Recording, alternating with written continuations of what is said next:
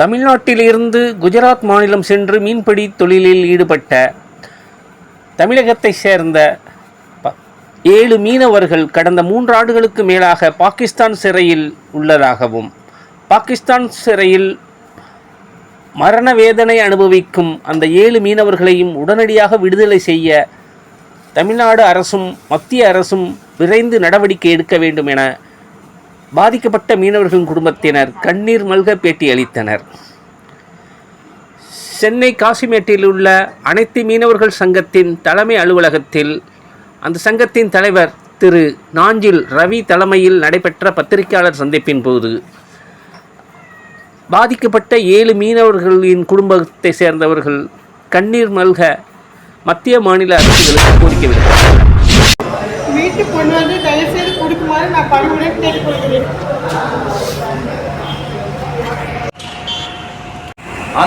அனைத்து பத்திரிகை மற்றும் ஊடகத்துறையினுடைய நண்பர்கள் அனைவருக்கும் என்னுடைய வணக்கத்தை தெரிவித்துக் கொள்கின்றேன்.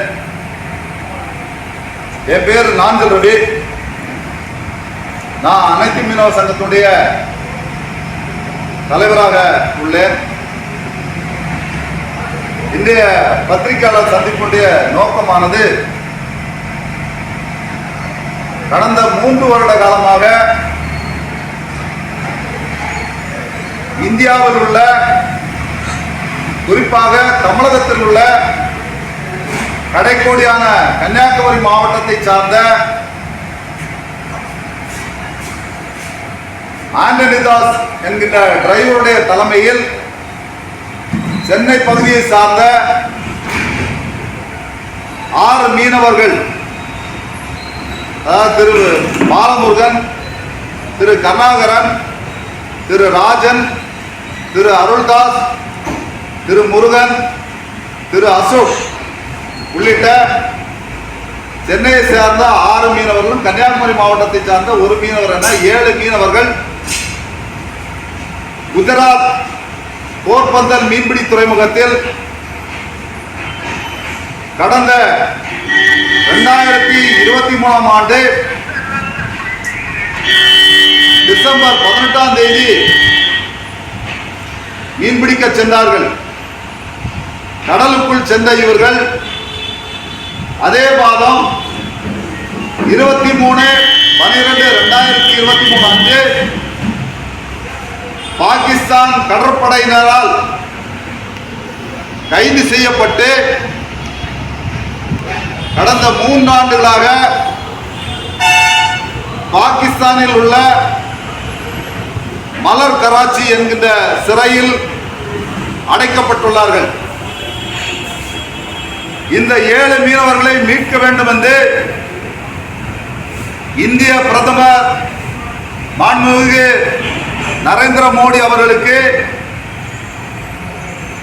எங்களால் முடிந்த மனுக்களை அனுப்பியிருக்கிறோம்.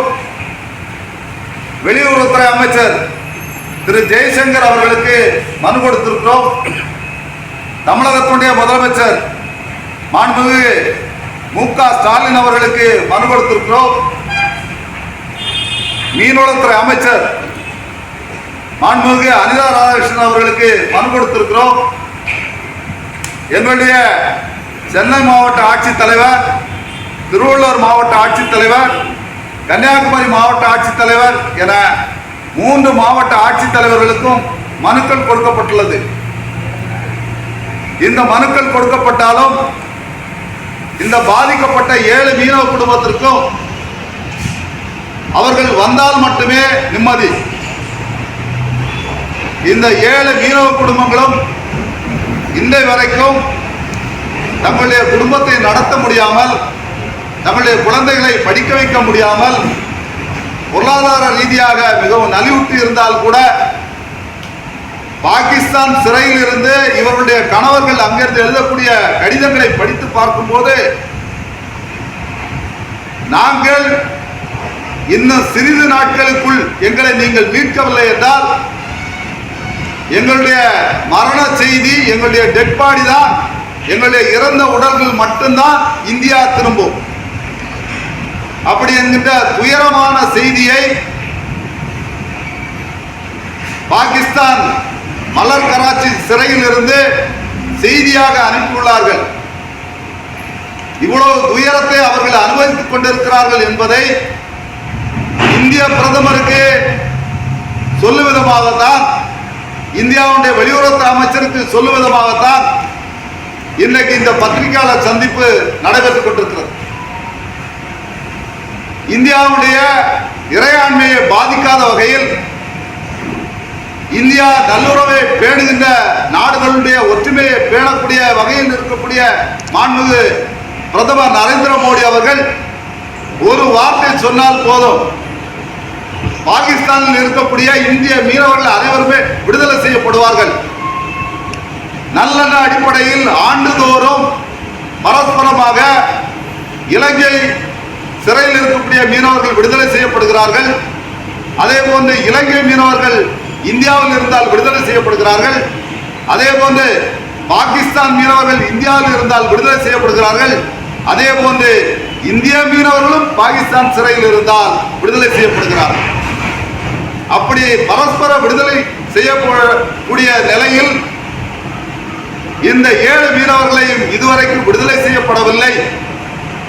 இந்த 7 மீனவர்களும் மிகுந்த துயரத்துக்கு உள்ளாகி கொண்டிருக்கிறார்கள். அவர்களுக்கு பல்வேறு விதமான நோய்கள் இந்த 7 மீனவர்களுக்கும் இருக்கின்றது. வயது முதிர்ந்தவர்களாக இருக்கிறார்கள். சுகர் இருக்குது, பிபி இருக்குது, இதே கோளாறு இருக்குது போன்ற பல்வேறு பிரச்சனைகள் மத்தியில் அவர்கள் சிறைக்குள் இருந்து கொண்டிருக்கிறார்கள். அதனால்தான் அவர்கள் கடிதத்தில் எழுதுகிறார்கள், இன்னும் சில மாதங்கள் சென்று விட்டால் நாங்கள் இந்தியாவுக்கு திரும்புவோமா, எங்களுடைய குணம் மட்டும்தான் இந்தியாவுக்கு திரும்புமா என்கின்ற கண்ணீரோடு அவர்கள் கடிதம் எழுதுகிறார்கள். ஆகவே இந்தியாவுடைய பிரதமர் அவர்கள் நேரடியாக, இந்தியாவுடைய வெளியுறவுத்துறை அமைச்சர் நேரடியாக, தமிழகத்துடைய முதலமைச்சர், எதிர்கட்சி தலைவர்கள் எல்லாம் நேரடியாக இந்த விஷயத்தில் தலையிட்டு இந்த பாதிக்கப்பட்ட 7 மீனவர்களை மீட்க வேண்டும்.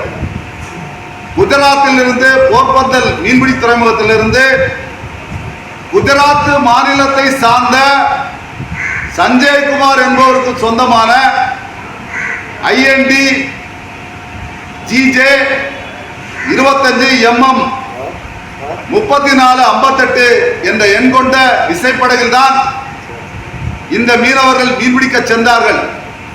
பிரதமர் அவர்களே, உங்களுடைய குஜராத்தில் தான் இந்த கோர சம்பவம் நடந்துள்ளது. பிரதமர் அவர்களே, நீங்கள் உலக நாடுகளுக்கெல்லாம் சென்று எல்லாவரையும் விடுதலை செய்கிறீர்கள், போர்களை நிறுத்தக்கூடிய வல்லமையை பெற்றிருக்கிறீர்கள்.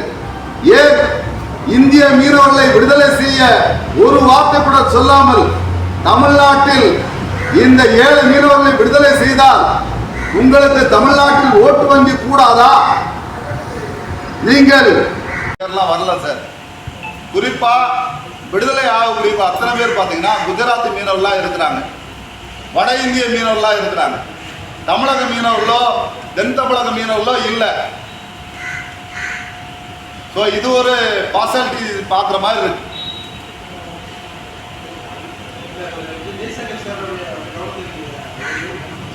சார் அவருடைய கவனத்துக்கு போய் தான் சென்னையில் இருக்கக்கூடிய நம்ம மெரினா அலுவலகம், மெரினா பீச்சுக்கு எதிரில் இருக்கக்கூடிய வெளிநாடு அயலகத்துறையினுடைய இதில் இருந்து ஹை கமிஷன்லேருந்து வந்த லெட்ரு, நாங்கள் அவங்கள விடுதலை செய்வதற்கான முயற்சி எடுத்துட்டு இருக்கிறோன்னு 3 வருஷமா பதில் எழுதிட்டு இருக்கிறாங்க.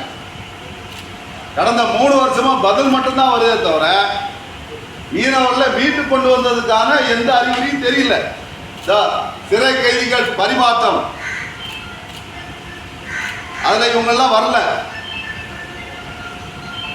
இந்திய அரசு பிரதமர் உலக நாட்டுடைய போரையே நிறுத்துறதுக்கு நான் சொன்னா ரஷ்யா கேட்குது, நான் சொன்னா அமெரிக்கா கேட்குதுன்னு சொல்றாரு. ஒரு மீனவன் எல்லை தாண்டி போயிட்டாங்கிறதுக்காக அவனை பிடிச்சி சிறையில் வச்சிருக்காங்களே. தமிழ்நாட்டுடைய பிஜேபியினுடைய மாநில தலைவர் அண்ணன் நயனா நாகேந்திரனுக்கு இந்த செய்தி போய் அவர் பிரதமர் சொல்லி, அக்கா வானதி சீனிவாசன் அவர்கள், அண்ணா எல்முருகன் போன்றவர்கள்லாம் இதை பிரதமருடைய கவனத்துக்கு எடுத்துட்டு போயிட்டு, தமிழ்நாட்டை சார்ந்த ஜெய்சங்கர் தான் வெளியுறவுத்துறை அமைச்சராக இருக்கிறார், அவர் இந்த விஷயத்தில் உரிய கவனம் செலுத்தினார்னா வரக்கூடிய தேர்தலுக்கு முன்னாடி இந்த மீனவருடைய குடும்பத்தை மீட்டு கொடுக்கலாம். வரக்கூடிய தேர்தலுக்கு முன்னாடி இவங்க அத்தனை பேரும் சாகு வரை உண்ணாவிரதம் இருக்கிறதா அறிவிச்சிருக்கிறாங்க.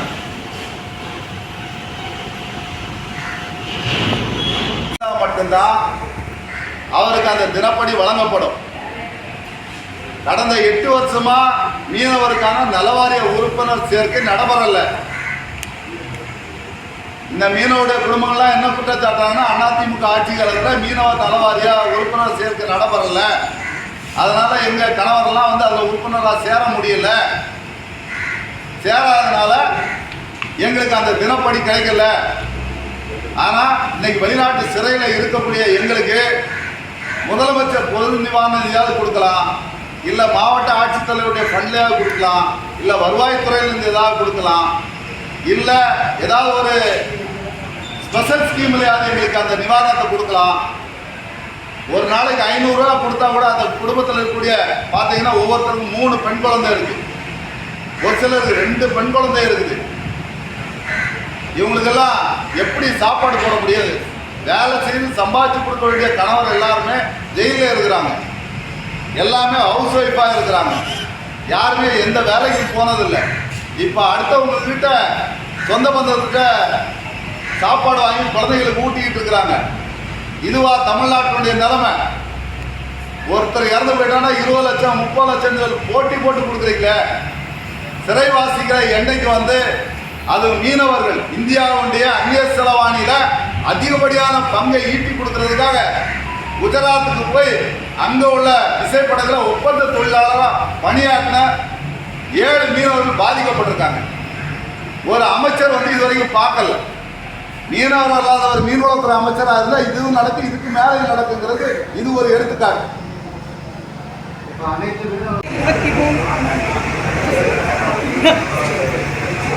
28ஆம் தேதி எங்கள் வீட்டுக்காரர் மாட்டிக்கிலேருந்து என்னோட வாட்ஸ்அப்பில் ஒரு வாய்ஸ் மெசேஜ் வந்துச்சு.